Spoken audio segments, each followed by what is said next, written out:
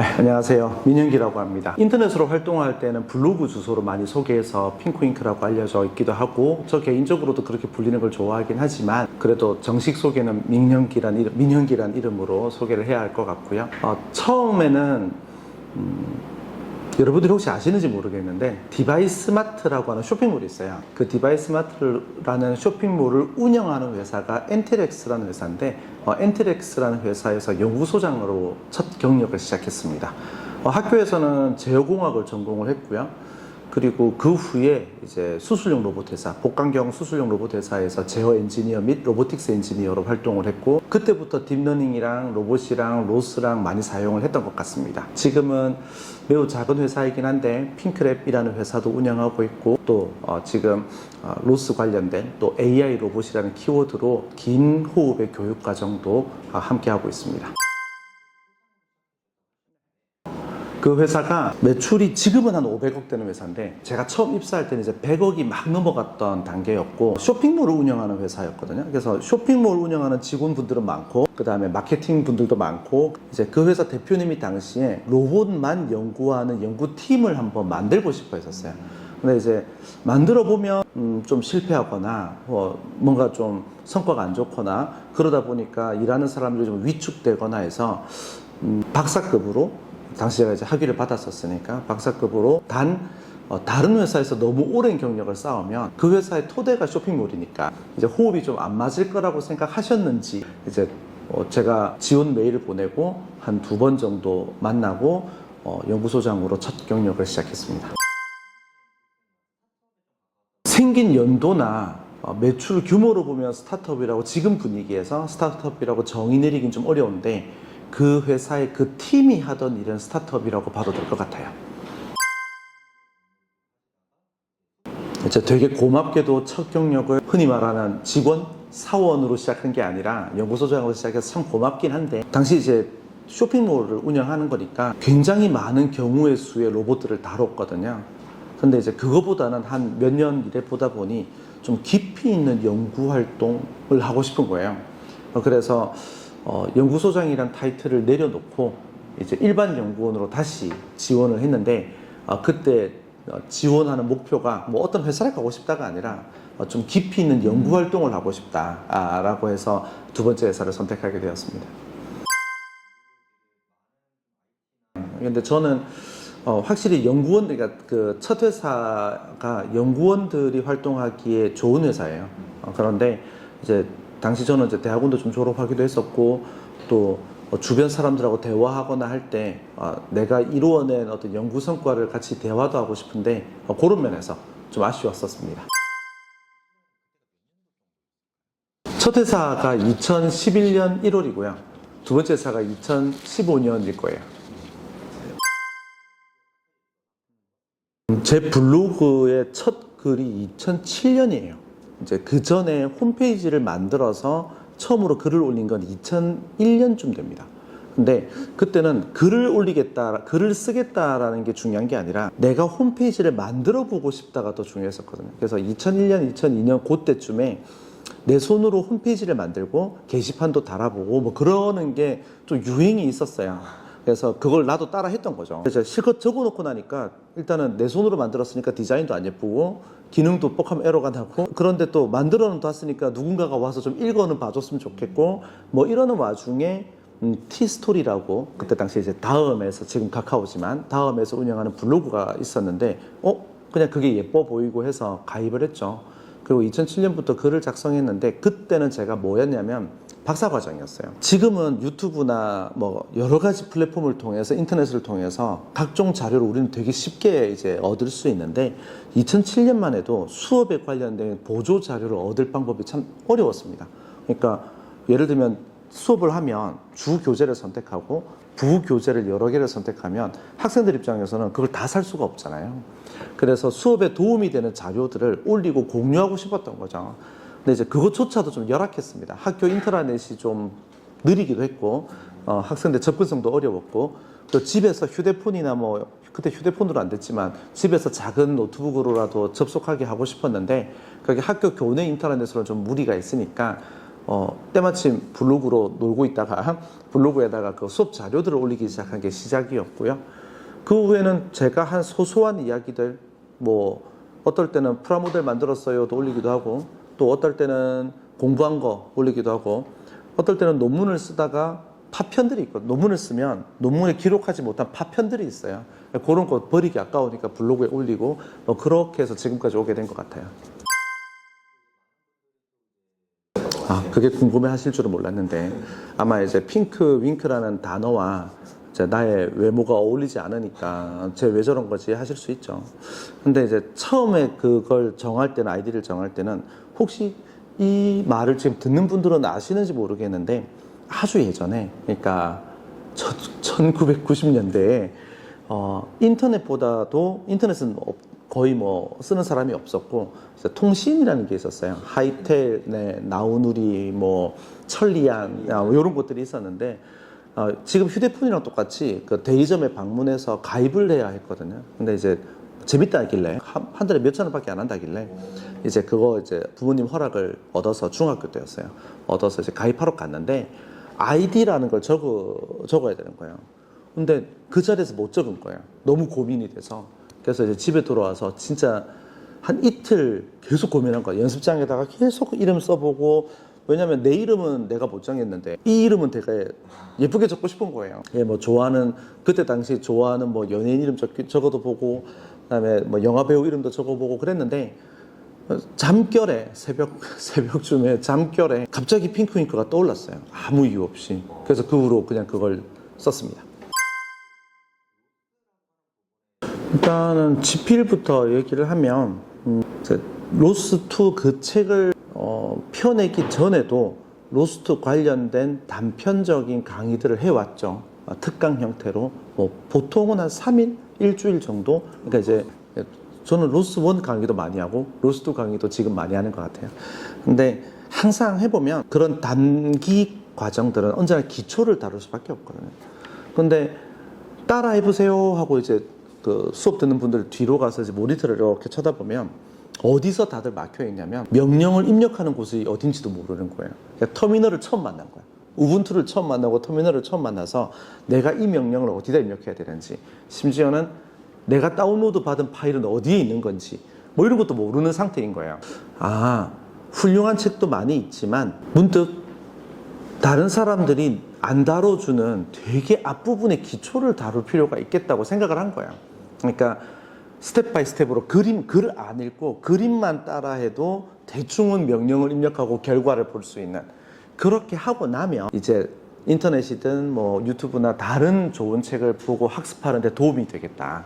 그래서 이제 징검다리 같은 역할을 하고 싶었던 거죠. 아마 로스 공부를 조금이라도 하신 분들은 알 텐데, 로스로 패키지를 만들어 봅시다 하면 패키지 만드는 법도 모르는 경우가 있거든요. 왜냐하면 기존의 좋은 책들이나 좋은 강의들은 그 깃허브에서 수업 코드를 다운로드 받는단 말이에요. 그래서 그걸 이제 빌드하고 실행하면서 학습을 하니까 코드 분석은 하면서, 근데 내가 처음부터 코드를 만드는 방법은 모르게 돼버리는 거죠. 그래서 그걸 설명하고 싶어서 그 책은 거의 대부분 그 내용이에요. 그래서 그 책으로 로스를 다 배울 수 있는 건 절대 아닌데, 그 책을 조금 공부하시고 나면 다른 자료를 이해하는 데 도움이 되게끔 계획을 했던 책입니다. 로스1 책은 자료가 많았죠.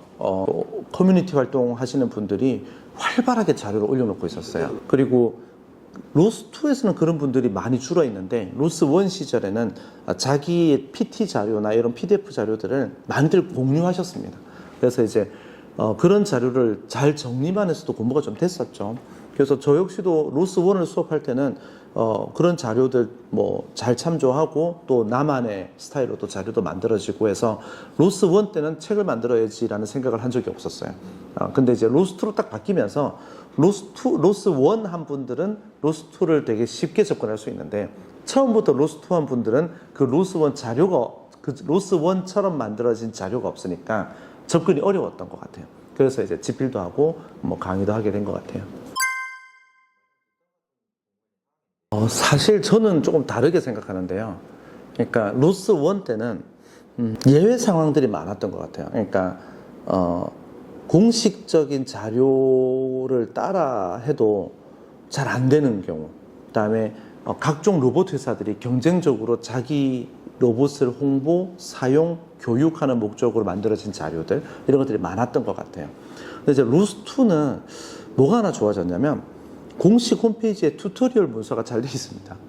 그래서 굳이 꼭 만들 필요가 없는 것도 있고, 또 하나는 지금 로스1도 쓰는 분들이 있고 로스2를 쓰는 분들도 있거든요. 두 개가 약간 중첩돼서 겹쳐 있는 시기예요.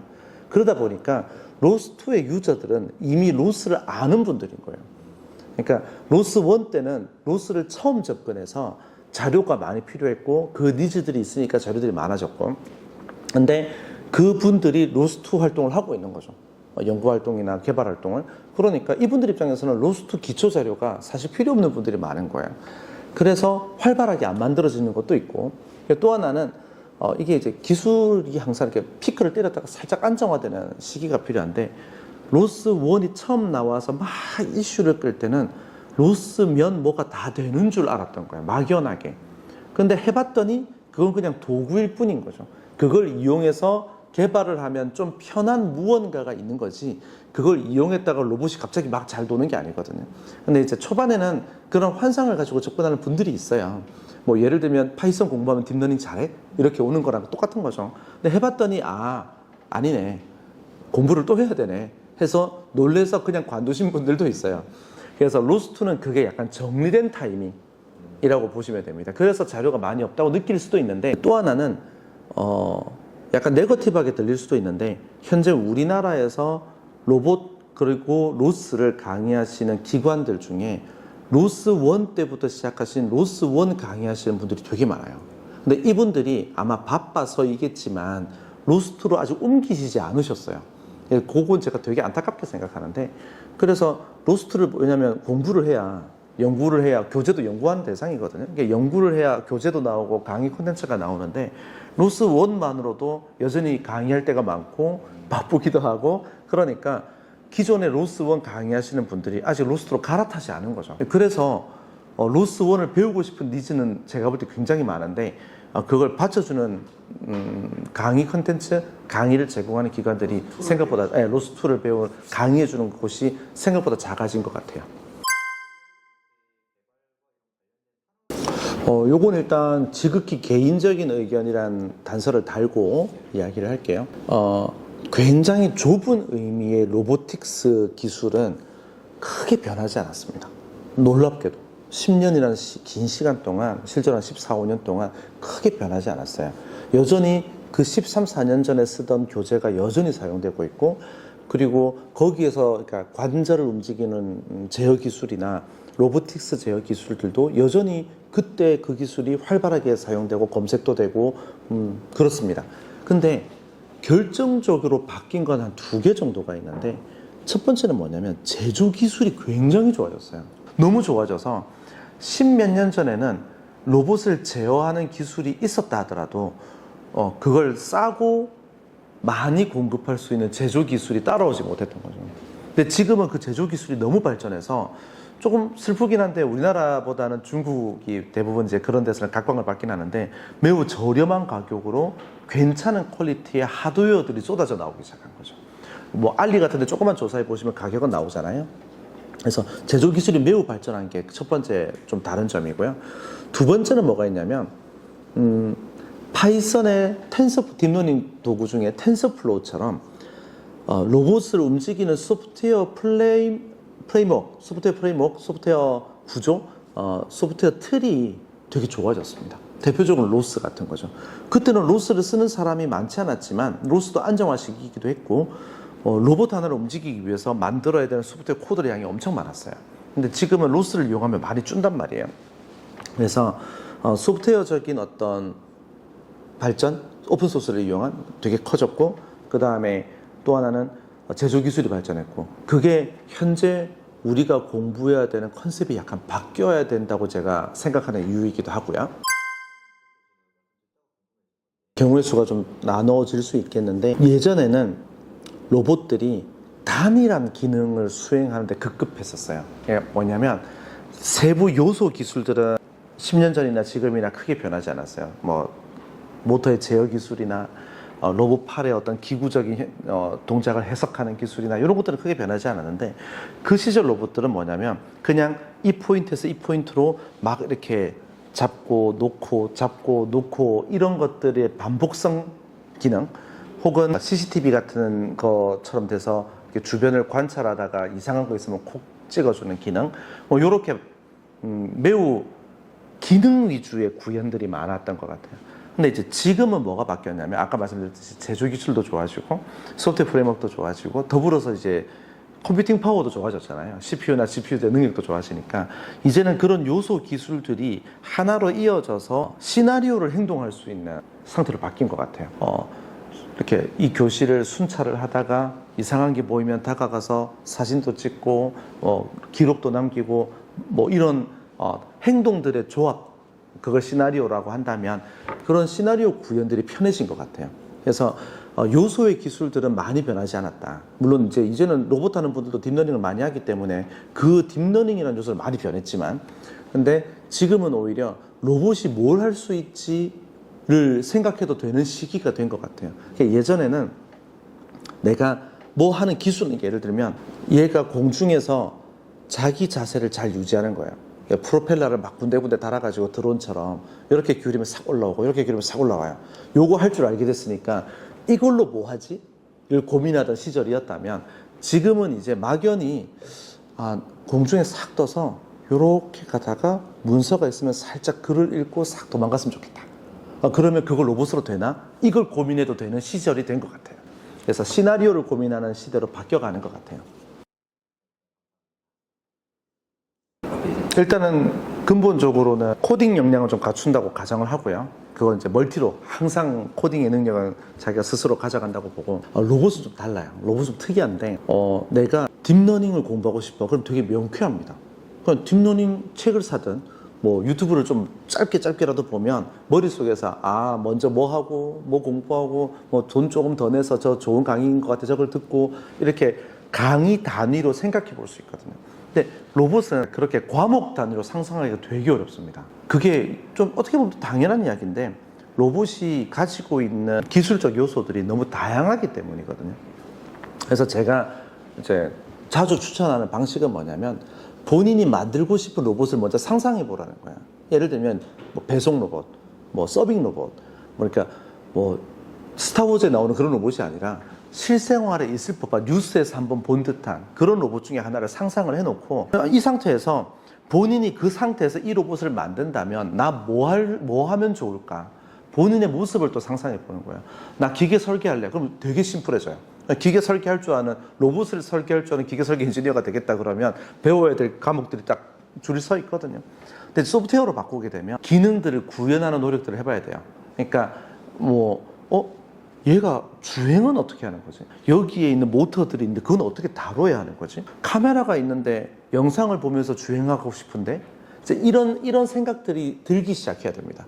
이제 그러고 나면 각종 교육 저희가 전국에 매일 존재하는 게 아니니까 저희 커리큘럼은 사실 거기에 맞춰져 있긴 한데 이제 다른 많은 교육기관들의 커리큘럼을 보시면 알아요.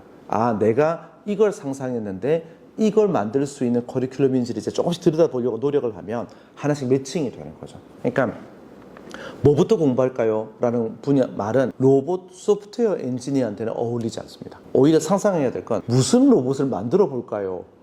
를 생각하는 게 훨씬 낫습니다. 그러고 나면 그 다음에 접근이 좀 쉬워지게 됩니다. 근데 현재 로봇이 그래요.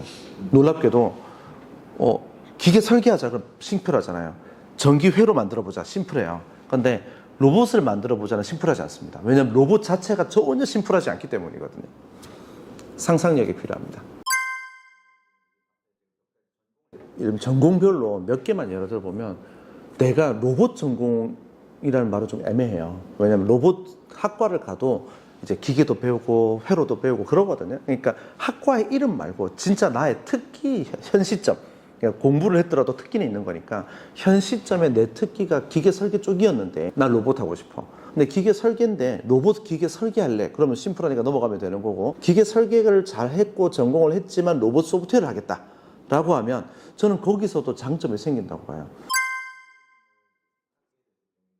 컴공과에서 만약에 소프트웨어 난 전공이다라고 하면 소프트웨어 전공하는 분들도 큰 장점을 가지는 게 로봇은 이렇게 중력이나 마찰이나 관성이 동작하는 물리계에서 동작하는 물체를 대상으로 한단 말이에요.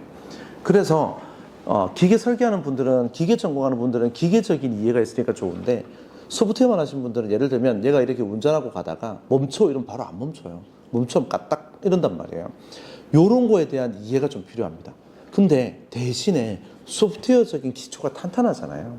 그러니까 거기에서 오는 장점이 또 있는 거죠. 현재 우리나라에 로봇을 대상으로 한 소프트웨어 전공자는 굉장히 숫자가 적습니다. 로봇을 운영하는 소프트웨어라는 인력을 배출하는 대학교 자체가 워낙 작기 때문이거든요. 그러니까 출발선이 다 똑같아요. 단지 내가 기계적인 장점을 가진 그런데 로봇 소프트웨어를 공부할 거냐, 내가 소프트웨어 공학적인 장점을 가진 로봇 소프트웨어를 공부할 거냐, 이 접근하는 경로의 차이가 있을 뿐이지 도착했을 때 나의 장점을 얼마나 활용할 건가, 그건 매우 큰 저는 이익이라고 봅니다. 내가 전공이 좀 다른 것이. 왜냐하면 로봇이 단일한 로봇이 아니라 로봇 시스템들이라면 로봇을 사용하는 유저, 즉 그 유저에게 로봇을 판매해야 될 회사 입장에서는 웹에서 로봇을 모니터링하는 프로그램, 그리고 웹 기반으로 로봇과 상태, 로봇의 지령을 주고받는 코드, 이런 것들도 그 로봇에서는 개발을 해야 하거든요. 그럴 때 웹 어플리케이션이나 안드로이드 앱에 대한 어떤 능력을 좀 보유하고 있다면 매우 큰 도움이 되죠. 사실 공대는 대부분 비슷하다고 봐요.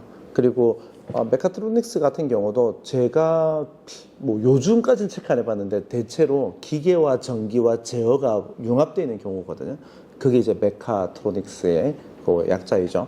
근데 그런 경우는 방금 얘기했던 거와 겹칩니다. 그러니까 메카트로닉스 학과 학생들이 로봇 하기에는 참 좋은 것 같아요. 전기, 전자, 기계적 이해가 바탕이 됐으니까 소프트웨어적인 공부만 더 하면 되는 상태인 거죠. 자동차는 로봇 하는 분들은 자동차에서의 자율주행이나 이런 기술들을 크게 이질감을 느끼지 않거든요. 근데 자동차 하는 분들은 좀 이질감을 느끼는 것 같아요. 로봇을 바라볼 때. 그러나 핵심적인 소프트웨어들은 비슷합니다. 근데 자동차라서 특이하게 공부하는 것들이 있어요. 자동차들이 쓰는, 자동차 업계들이 쓰는 뭐 독특하는 좀 그렇고 그 업계에서만 쓰는 소프트웨어들이 있더라고요. 그래서 이제 그런 거에 대한 부담이 로봇 쪽에는 없거든요. 그러니까 이제 썼던 소프트웨어를 재활용할 수는 없다는 단점이 좀 있긴 한데 접근법은 비슷하다고 봅니다. 저는 그런 분류가 산업계 규모에 따라간다고 봐요. 이게 뭐냐면 드론이라는 아이가 처음 나왔을 때, 날개 달린 요 드론이 처음 나왔을 때는 드론이라는 산업이라고 말하지 않았거든요. 그리고 그때 당시에는 드론 하는 분들 중에는 로봇 하는 분들이 많았어요. 그러니까 하늘을 나는 로봇이라는 관점으로 접근한 분들이 굉장히 많았습니다. 그래서 그때는 로봇 안에 드론을 두는 분들이 많았어요. 요 얘기를 좀 과거로 더 돌리면 로봇이라는 개념이 처음 나온 것이 기계공학이거든요. 그래서 당시에 로봇이 상상 속의 산물이거나 로보틱스라는 어떤 과목 내에 속해 있는 경우에는 기계공학 안의 한 파트였습니다. 근데 로봇이라는 산업이 커지면서 분리가 되는 거고, 드론이라는 걸 가지고 비즈니스를 풀고 수요와 공급의 이 규모가 커지면서 드론과 로봇이 분리되는 것 같거든요. 자동차는 워낙 큰 규모잖아요. 그러니까 그냥 로봇이라는 말의 정의나 로봇이라는 말의 어떤 특성들을 공부해 보면 자율주행 자동차와 자율주행 로봇은 크게 다르지 않다라고 보지만, 대체로 분리시키는 기준은 제가 볼 때는 산업의 규모라고 봐요. 너무나도 환경이 독특하면 다르게 우주로 간다 이러면 다를 텐데, 그래서 산업 규모가 이미 큰 자동차와 이제 막 커지고 있는 로봇이기 때문에 이제 그런 면에서의 분류 구분선은 있는데, 기술적으로는 어떤 부분 산업의 표준이라든지 안정성이라든지 이런 규제의 입장에서는 굉장히 다르지만 자율주행이라는 키워드를 놓고 보면 그렇게 다르지 않다고는 생각을 해요. 근데 요건 되게 조심스러운데, 이제 간혹 제가 이제 세미나를 하다 보면 6개월 배워서 정말 취업할 수 있나요? 뭐 이런 글이 있단 말이에요. 근데 전공자인 경우에는 그 말은 아무 해당 사항이 없습니다. 그가 6개월만 정말 공부한 게 아니잖아요. 그가 최소한 그 직전 4년은 공부를 했고, 그걸 6개월 동안 일종의 정리하고 부스트업하는 개념인 거죠.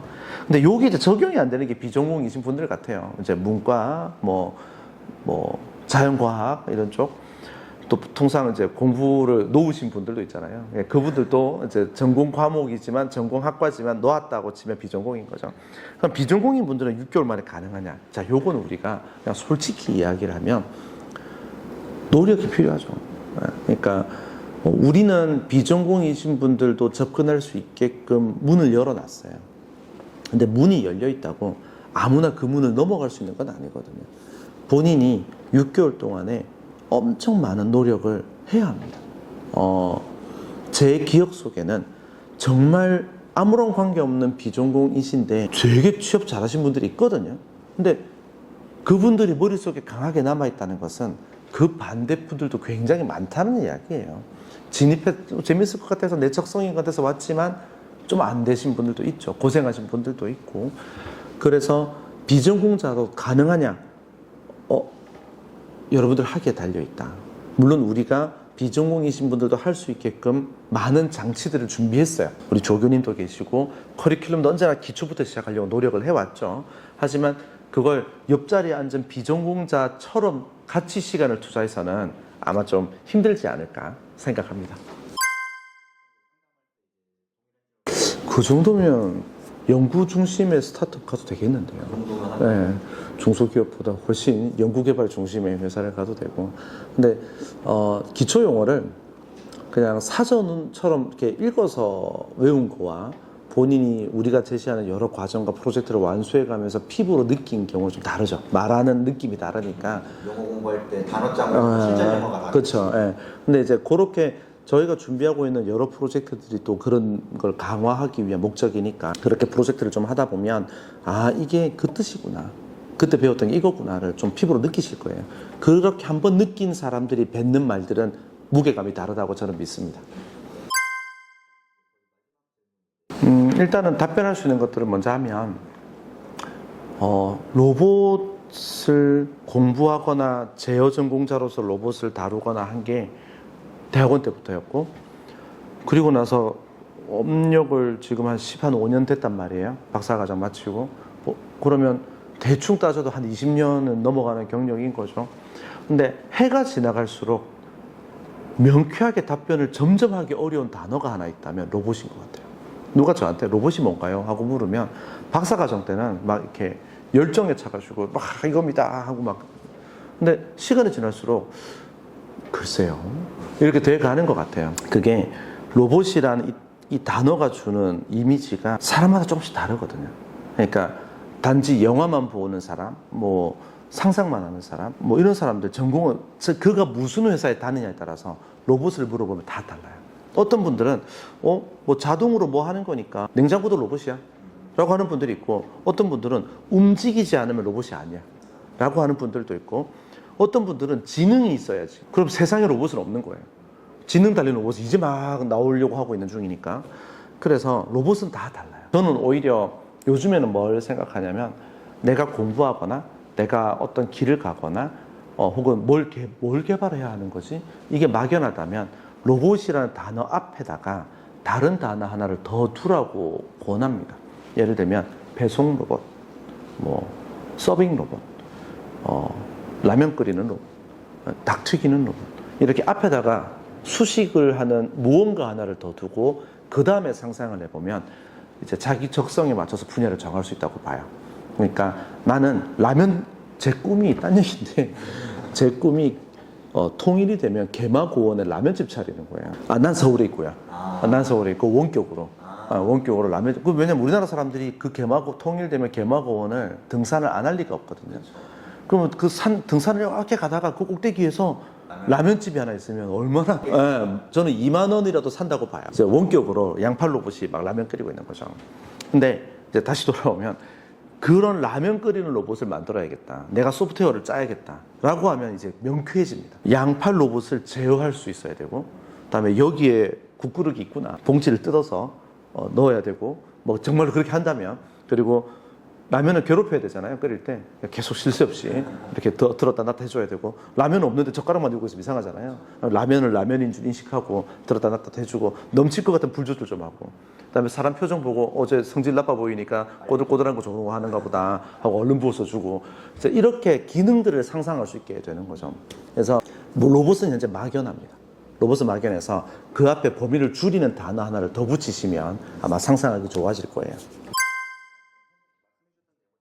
이제 앞에서 쭉 얘기했듯이 하나의 로봇을 정해졌다면, 그게 배송이든 뭐 자율주행 로봇, 막연하지만 정해지면 그게 비록 작은 로봇이고 우리가 뭐 스티로폼 같은 걸로 경기장을 꾸몄다 하더라도 우리가 만든 환경 안에서 그 로봇이 본인들이 생각한 시나리오대로 움직이게끔 하는 걸 도와주는 과정입니다.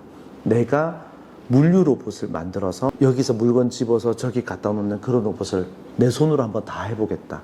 그런데 그러려면 로봇만 움직여서 안 되거든요. GUI 같은 화면이 나와야 되고, 그 다음에 DB도 관리해서 로봇이 얼마나 작업을 열심히 했는지 기록도 남겨야 되고, 이게 하나의 시스템이란 말이에요. 그럼 이 하나의 시스템을 내가 직접 구현하는 그 과정을 수행할 수 있도록 우리가 기초적인 도구들을 준비해줬고, 그 다음에 프로젝트 하는 동안에도 우리가 계속 개입합니다. 어디서 막혔는지 확인하고 조금 더 도와주려고 이렇게 등 떠미는 거죠. 더 열심히 해라, 이렇게. 그런 것들을 할 수 있도록 준비해 준 과정이라고 이해하시면 좋을 것 같습니다. 일단 MBTI는 제가 정확하게 잘 모르지만, 제가 매우 신뢰하는 누군가가 했던 말을 그대로 카피해서 하면, 로봇은 희한하게 만든 사람의 MBTI를 따라간다. 맞는 것 같아요. 대충 좀 샤이한 애들은 로봇도 이상하게 샤이해 보이고요. 매우 시끄러운 사람들은 로봇도 매우 시끄러워 보이고, 희한하게 따라가는 것 같아요.